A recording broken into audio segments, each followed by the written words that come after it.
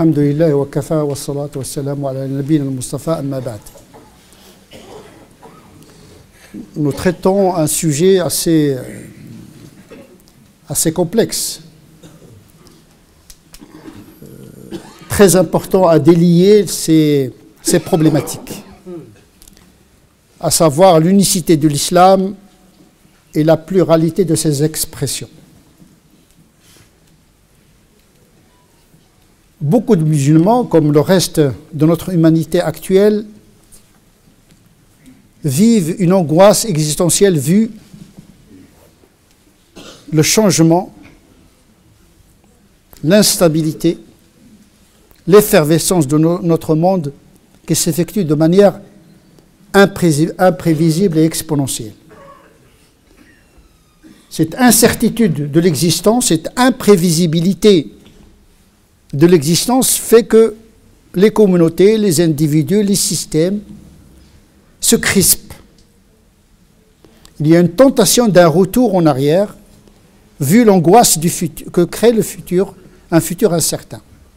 Au XIXe siècle, XXe siècle, le progrès était une valeur. Tout ce qui va venir est mieux qu'aujourd'hui. On était dans une histoire linéaire. Le progrès est une promesse de salut terrestre, de prospérité.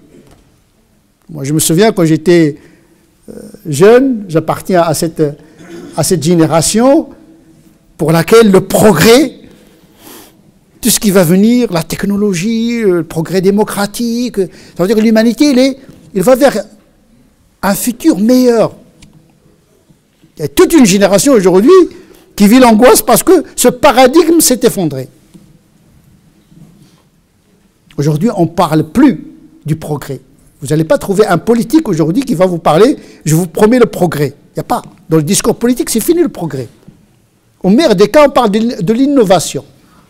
L'innovation.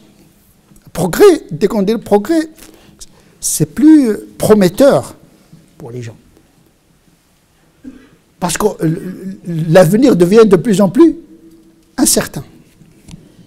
Les guerres que nous croyons derrière nous, ils sont devant nous aujourd'hui.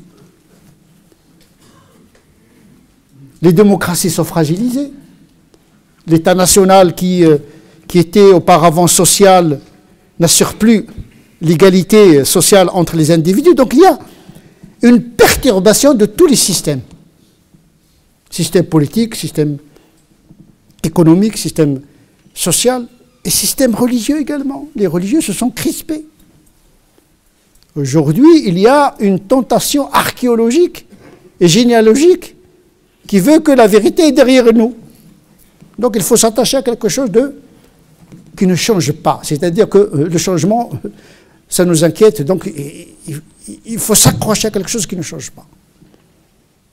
Donc nous sommes dans un moment de peur, d'angoisse, qui fait que l'humanité, y compris les musulmans, veulent s'attacher à du solide. Il faut s'attacher à quelque chose de... Il n'y a pour les musulmans que l'islam. Donc, il va en islam, din, quelque chose de sûr. Il n'y a pas de doute, il n'y a pas de... Dieu est un, donc sa religion est une. On peut pas, dès qu'on entre dans les nuances, on renfonce l'angoisse. Ou bien c'est halal ou bien c'est haram. C'est vrai ou c'est faux. Donc voilà, c'est la radicalité dans les postures. Tout discours qui vise la nuance, que ce soit dans le monde politique et économique, y compris dans le religieux, crée de l'angoisse chez les gens. Là, il fait de la politique. Est-ce que c'est vrai? Dès qu'on entre dans la nuance, il dit « Ah, celui-là, son produit n'est pas sûr, son islam n'est pas... » Donc il faut que ça soit rigide, simpliste, immuable, intransigeant. Mais en réalité... c'est une illusion. Il faut affronter les choses avec courage. D'où notre sujet dans cette série de sermons sur le muable, le variable et l'invariable en islam. Il y a des choses qui changent, il y a des choses qui ne changent pas. Tout le problème, c'est de serrer les catégories. Parce qu'il n'y a pas d'antinomie. Il n'y a pas de confrontation entre ce qui est immuable en islam et ce qui est variable en islam. Au contraire. C'est la force de tout système, c'est sa capacité d'être enraciné quelque part et être capable de s'adapter. C'est ça la problématique que nous voudrions aborder ici. Et nous avons commencé par les typologies des islams. Est-ce qu'il y a un seul islam ou plusieurs? Nous avons parlé de l'islam cosmique. L'islam, ça veut dire la loi de la soumission du monde à la volonté de Dieu. Cette soumission, elle peut être déterministe, comme elle peut être une soumission volontaire. Celle de l'homme est une soumission à Dieu, choisie, libre et volontaire. Mais les autres composantes de la création, elles sont soumises à une loi inflexible, c'est la loi cosmique de Dieu. Aucun élément ne peut sortir de son orbite. Kullun fi falakin yasbahun. Chaque astre, il ne peut pas sortir de son orbite. Il demanda aux cieux et à la terre d'obéir volontairement ou par force. Il a dit non, on choisit de se soumettre à toi.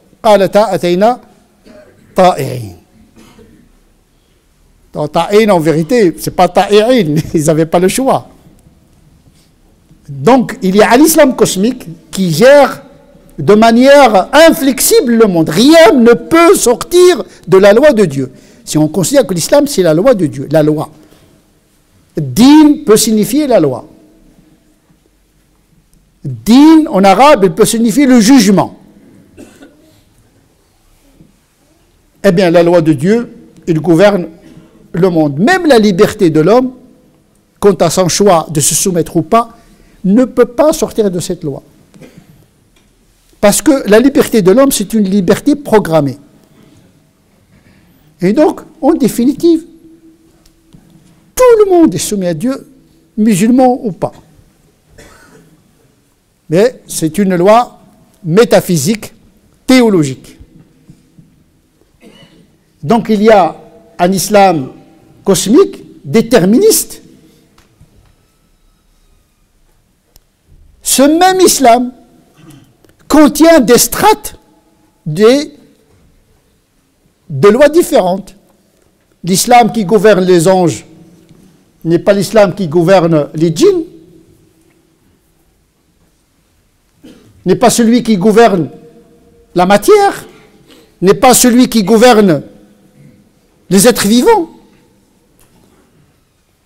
Un seul auteur et une multiplicité de lois. Même la matière. La matière est une, mais elle est gouvernée par plusieurs strates de lois. Le législateur, il reste Dieu. Mais ces lois sont multiples. Une loi, dans son origine, Dieu est créateur et législateur, parce que les lois physiques, ce sont des lois physiques. Il y a un législateur cosmique. C'est pourquoi les scientifiques, quand ils étudient les lois physiques, ils étudient les lois, ils disent que, bon, il y a les lois ontologiques, c'est-à-dire celui qui a fait la loi, ou bien la loi elle-même, elle est consubstantielle à la matière, ou bien c'est une interprétation de la loi comme on fait pour le Coran. C'est-à-dire que la loi révélée, quelle est l'intention de Dieu dans la loi, et quelle est notre interprétation à cette intention. La même chose pour les lois physiques et biologiques qui gouvernent le monde perceptible. Nous croyons que le Créateur est le législateur. Et celui qui a créé le monde, c'est celui qui nous a révélé le Coran.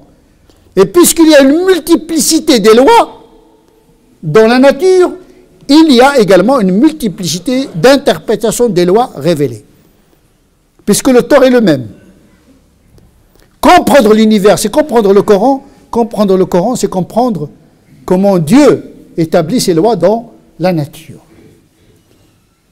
Un physicien musulman, un biologiste musulman, un astrophysicien, qui soit théoricien ou pas, eh bien, il est en train d'interpréter le livre de Dieu. Il cherche cet islam cosmique qui gère la matière et qui gère l'univers. Le biologiste fait la même chose. Le généticien fait la même chose. Les lois génétiques, les lois même les lois sociologiques, même les lois anthropologiques qui gouvernent les comportements éthologiques de l'être humain. Tout ça, c'est l'islam naturel et cosmique. Un seul islam cosmique avec plusieurs lois qui gèrent plusieurs niveaux de la création. Et on a cité l'exemple de l'wahi, la révélation. Dieu il a révélé aux cieux et à la terre de se soumettre à lui. Mais cet ordre n'est pas le même que celui qui a été destiné aux abeilles. Donc Dieu il a ordonné, il a établi une loi qui gouverne le comportement éthologique des abeilles, étudier les sociétés animales, on appelle ça la sociobiologie. Donc il y a un islam naturel. Donc le musulman, quand il étudie la nature, il essaie de comprendre cet islam naturel, cosmique, les lois, sharia al-kawniya, c'est une sharia naturelle qui gouverne le monde, qui sont ses lois. C'est pour cette raison que les fondateurs du droit canonique, les usul fiqh, c'est-à-dire les fondateurs du droit canon, de sharia, de fiqh, ils ont fait ce qu'on appelle l'épistémologie dérivée, c'est-à-dire les lois qui s'appliquent à la physique, ils essaient de l'appliquer à la morale. Puisque les lois physiques, ils ont l'objectif de garder l'ordre du monde. Et la loi morale, elle doit garder l'ordre sociétal. Donc ils ont étudié la raison causale, la raison téléologique, etc. Ils ont importé un petit peu à cette époque-là, ils ont importé la physique d'Aristote, ils l'ont appliquée au fiqh. Donc il y a une relation entre l'islam cosmique et naturel et l'interprétation de notre islam, notre propre islam, en matière de morale et de pratique éthique. Puisque nous considérons qu'il n'y a qu'un seul auteur, l'auteur de la nature et l'auteur de l'islam, le révélateur est le même. Ses attributs se reflètent dans sa création et dans sa révélation. Il y a l'autre islam qui est l'islam volontaire. Mais avant de parler de cet islam volontaire, ce qu'on entend aujourd'hui par l'islam, notre islam à nous, qui nous est parvenu par le biais de Mohammed sallallahu alayhi wa sallam, avant de parler de ça, il y a un préalable aussi. Nous avons dit que bon, l'homme il est libre de croire ou de ne pas croire. C'est ça la singularité de l'être humain. Eh bien, il peut dire non à Dieu. Alors que les êtres éléments de la création, ils sont soumis à Dieu. L'homme, il peut se rebeller. Comme on dit, dire non, c'est exprimer sa liberté. C'est pour cette raison que l'histoire de l'humanité a commencé par une transgression de la norme. Notre histoire, elle commence par la chute d'Adam. Donc, on est entré dans l'histoire de la liberté, sans laquelle notre islam n'a aucun sens, parce que notre islam, il est choisi. Et choisir suppose le fait de dire non, d'obéir ou de ne pas obéir. Ce discours, généralement, angoisse les gens parce qu'il les perturbe, parce qu'ils veulent quelque chose de simple. C'est-à-dire, Jma'a, monsieur l'imam, résume un petit peu parce qu'on ne comprend plus rien. Parce qu'on a habitué les esprits à la paresse. C'est ça le problème. La postmodernité aujourd'hui, c'est de rendre idiots les gens. Blanc et noir. Et dès qu'on commence à expliquer aux gens, ah non, c'est angoissant. Alors que notre islam, il nous oblige à chercher la vérité, à chercher les nuances. Il faut chercher à comprendre. On peut commettre des erreurs, mais on n'a pas le droit de dire non, c'est compliqué, donc je ne fais pas l'effort. Si on fait ça dans notre profession, dans notre vie au quotidien, on va rester au chômage. Effectivement, il y a un chômage islamique. De la paresse, on ne veut pas comprendre notre religion. L'islam est un, simple, il est clair, il n'y a qu'un seul islam, je connais mon islam. À partir de là, si vous connaissez l'islam, vous ne pouvez pas progresser dans le savoir. Alors que le prophète lui-même demande à Dieu qu'il lui donne le savoir. Wa qur rabbi zidni. Il reçoit la révélation et pourtant il n'a pas dit ajoute-moi la révélation. Parce que tu peux avoir la révélation mais tu ne comprends rien. Ah oui, la révélation, oui, le prophète il reçoit la révélation mais il faut qu'il la comprenne. Et il doit la chercher aussi parce que parfois il commet des erreurs et le Coran le rectifie. Il ne va pas attendre toujours la révélation pour lui donner des réponses. Il doit prendre l'initiative. Et le musulman, il doit également prendre l'initiative. Et donc, le croyant, il peut dire oui ou non à Dieu, mais le musulman également, il peut dire oui ou non à Dieu, parce qu'il désobéit. Tout être humain est pécheur. Et le péché, c'est quoi? C'est dire non à Dieu. Il fait les 5 prières, c'est pas par contestation, mais par paresse. Une désobéissance par paresse, par négligence, par laxisme. C'est une forme de dire non, sans le dire. Mais il y a ce qui est encore plus fondamental. On a dit que le corps de l'homme, il est soumis à une loi cosmique. Le corps de l'homme ne peut pas désobéir aux lois biologiques. Lesquelles lois biologiques ont été créées en lui par Dieu, par le biais de lois biologiques. Il ne faut pas chercher Dieu dans le corps. On cherche Dieu à travers ses lois. L'ayat. On ne cherche pas Dieu en tant que tel, mais on cherche la signature et le signe de Dieu dans les lois. Les lois biologiques, physiques, psychologiques également. Parce qu'il y a des lois psychologiques également. Voire psychanalytiques. Explorer les profondeurs de la conscience humaine. Il y a des disciplines pour cela. Mais la question qui se pose, au niveau de l'âme, parce qu'on a parlé du corps, mais est-ce que l'âme, qui est l'autre substance qui constitue l'être humain, parce que l'être humain n'est être humain digne de ce nom que grâce à cette entité qui est insufflée en lui par la médiation de l'ange.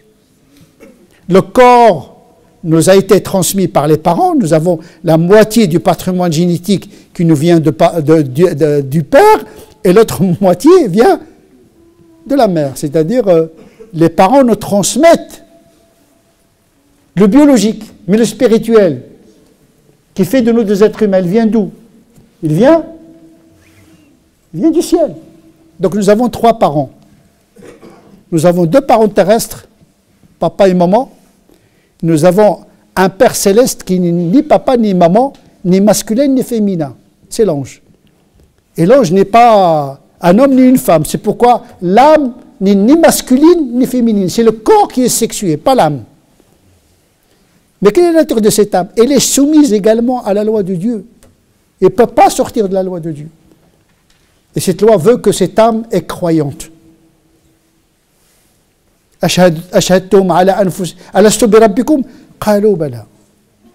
Dieu, il a pris en témoin les âmes avant qu'il épouse les corps. Ils ont toutes les âmes. Ils ont prêté allégeance à Allah. Nous reconnaissons que tu es notre créateur. Donc l'âme, qu'elle soit l'âme d'un musulman ou pas, d'un croyant ou d'un incroyant, à l'origine, elle est croyante. Elle est soumise, elle reconnaît Dieu. Sauf en opposant le corps biologique, lequel corps biologique est intégré dans un corps social, un système politique, idéologique, culturel, a fait que cette nature a été altérée. Et même ceux qui ont conservé cette fitra, cette nature, eh bien cette nature, son degré diffère parce que la foi des croyants, il augmente et diminue en fonction des péchés et des pratiques que le musulman accomplit. Ce qui confirme cela, c'est le hadith du prophète sallallahu alayhi wa sallam, chaque être humain est né selon la fitra. Il ne peut pas sortir de cette fitra. La tabdila li khalqillah. Le Coran dit fitrat Allah, cette fitra, c'est-à-dire cette nature originelle de l'âme, est une loi qui ne change pas. La tabdil. On ne peut pas changer cette nature.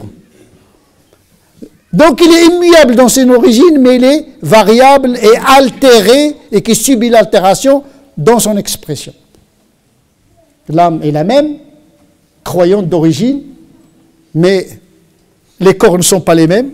Le corps de la femme, ce n'est pas le corps de l'homme. Le corps malade, ce n'est pas le corps en bonne santé.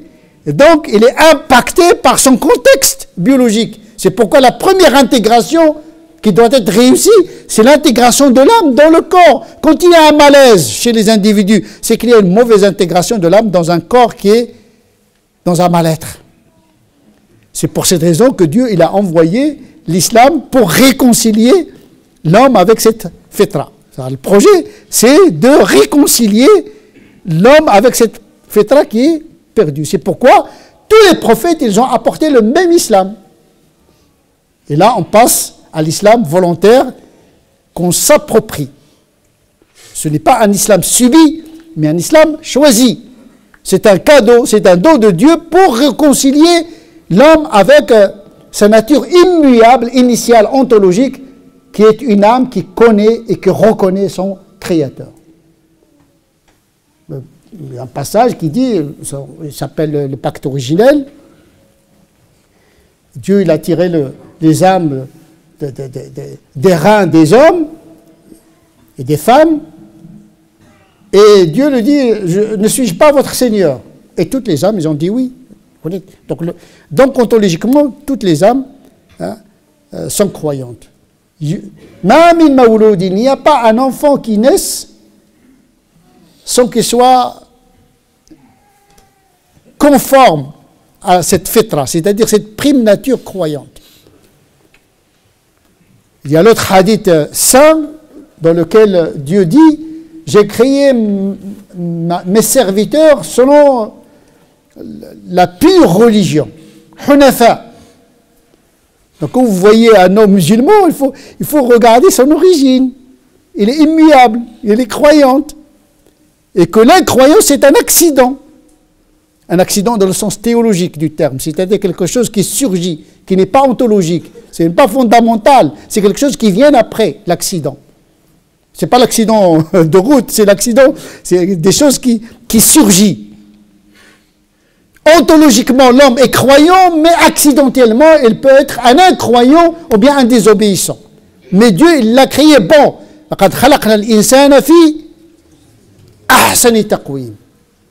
Il a été créé selon, pas uniquement physiquement, mais spirituellement. La chute est venue après. Oui,